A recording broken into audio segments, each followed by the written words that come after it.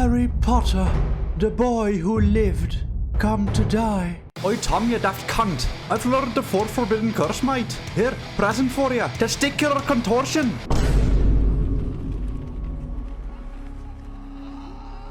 And for y'all watching this video, you better fucking subscribe if you don't want your testicles contorted next. You know what to do. Hit the fucking button.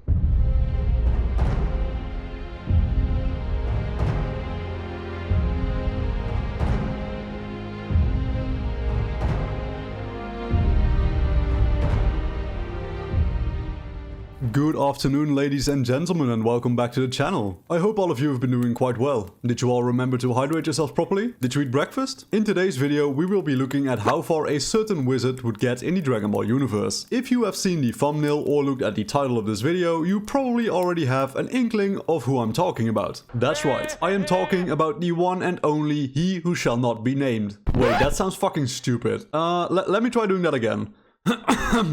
That's right, I am talking about the one and only you-know-who. Nah, that doesn't sound right either. Voldemort then? Nah, I'm not French, fuck that. You know what, screw it, today we are talking about the Dark Lord himself, Tom. How far would Tom get in Dragon Ball? Spoiler alert, I am probably going to piss off a lot of Harry Potter fans with this video, but another spoiler alert, I don't fucking care. So let's talk a little bit about Tom's backstory here for the 2 or 3 people who know absolutely nothing about Harry Potter in general. On the last day of the year 1926, a cute little baby called Tom was born into the world. Tom's daddy ran the fuck away when his mother stopped using a love potion on him, leaving his pregnant mother all alone. Sequentially, his mother died within the hour after giving birth to Tom, resulting in Tom growing up in the Muggle-infested Wolves orphanage. For those who are unaware, a Muggle is someone with no magical abilities in the Harry Potter lore. Tom was out there just terrorizing these kids for a good 11 years before Dumbledore pulled him out of the orphanage and put his ass in school. Being a total little dipshit, Tom immediately started researching the forbidden no-no spells at school. And for some unknown cosmic plot reason, no one thought this was weird enough to preemptively just stop the kid, like, I don't know, snap his neck or whatever, but that's an entirely different story. Tom proceeded to learn stuff like splitting his own soul and putting it in objects, and learning some unforgivable curses, and later became the one known as the Dark Lord, who led the charge in removing all impurities from the wizarding world. He is basically Hitler. He is literally a wizard Hitler. Eventually though, he learned of a prophecy that a child born at the end of the 7th month with parents who thrice defied him would be the one to stop him. He then flipped a coin or whatever between Harry and Neville and went to kill Harry because that's just what fucks do, I suppose. He then lost his life to the power of love and friendship, but since his soul was split, he managed to survive. Then the events of the movies happen, and he is eventually permanently killed in the year 1998, which is my birth year by the way, by Harry during the final siege on Hogwarts. But what can Tom actually do?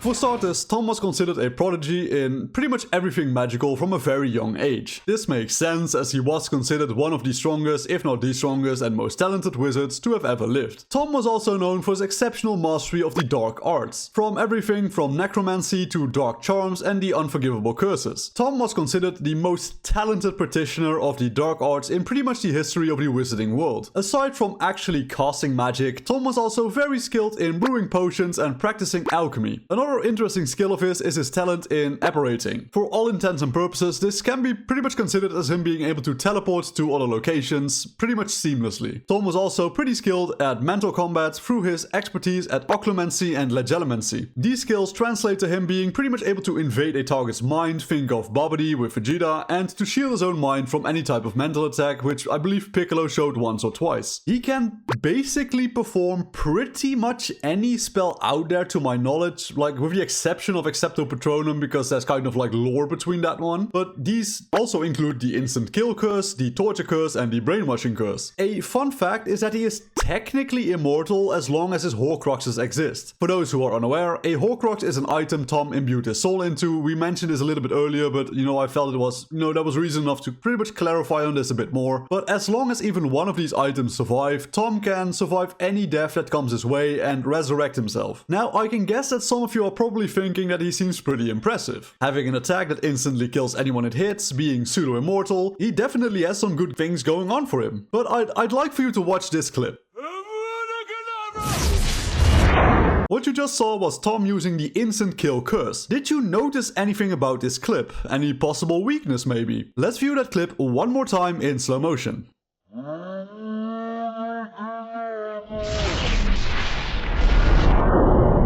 As you can see, the killing curse is a projectile or beam of sorts. As a matter of fact, pretty much all the spells you see tend to be projectiles of some sort. So why do I bring this up? These curses and spells can be dodged pretty easily if the target can move faster than them. And funnily enough, characters from the Dragon Ball franchise are really fucking fast. Even from the very first episodes, like the earliest days of Dragon Ball, we already have characters that can move faster than a human eye can see. Tom can drop his pants and play with his little wand all he wants, but if the majority of his spells will just get dodged, it kinda loses its functionality quite a bit. Now, I do obviously know that there are spells that operate on a wider area of effect. An example being the Hellfire spell used by one of Malfoy's goons in the Chamber of Secrets. There are also spells that target someone remotely, such as Legilimency and certain types of curses. These attacks would undoubtedly be more effective than the standard beam or projectile spells. The use of potions could also prove to be more effective in the survival in the Dragon Ball universe, but now we get to the point where I will probably just piss off a lot of Harry Potter fans who somehow happen to come across this video. I don't know how the algorithm works, so you know, who knows? But I honest to God think he would be incredibly lucky if he made it all the way to the likes of Mercenary Tau, just being honest. With all due respect, Tau would give Tom the General Blue special and end his conquest then and there. Tom does have the ability to abuse his Horcruxes to revive himself, but there is a downside with those, a pretty significant downside to be honest. Every time he quote-unquote revives himself with a Horcrux, he needs a pretty long time to revive himself and regain his powers without outside help. It doesn't work like the fucking Dragon Balls.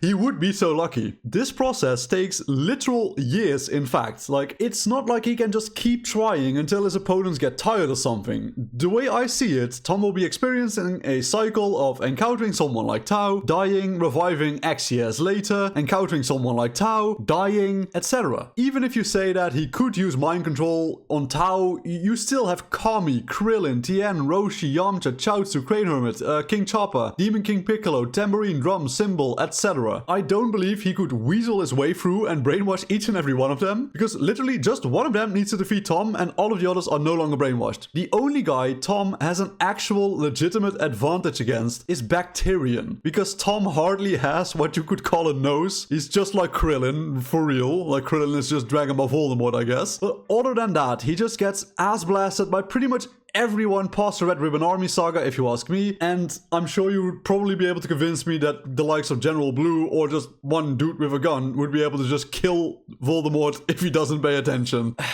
It's just, I don't see it. I personally just really don't see it. But then again, I will freely admit that I am by no means a complete expert when it comes to Harry Potter. I read the books and I've seen the movies and I've played Hogwarts Legacy, but that about sums it up. If you yourself do know of a way Tom could get way further in the Dragon Ball universe, please do let me know in the comments down below and we will discuss it with everyone else, because I'm not perfect. It's perfectly natural if I like miss something, but my personal opinion is I just don't think he gets far. I think he's just too slow, too weak. Yeah, I don't know. I just don't see it. Like, I don't think you could really convince me that he would get any further than I stated he would in this video. But you know, I still always welcome people who try to convince me, because I do enjoy the discussions in the comment section down below. So definitely do that. But with that being said, ladies and gentlemen, thank you all so much for taking the time out of your day to watch my videos. It really means a lot to know that people enjoy my content. If you liked the video, please leave a like. And if you disliked the video, you know, feel free to leave a dislike. Subscribe if you want to see more content like this in the future. And I will see you all again in the next video. Peace out.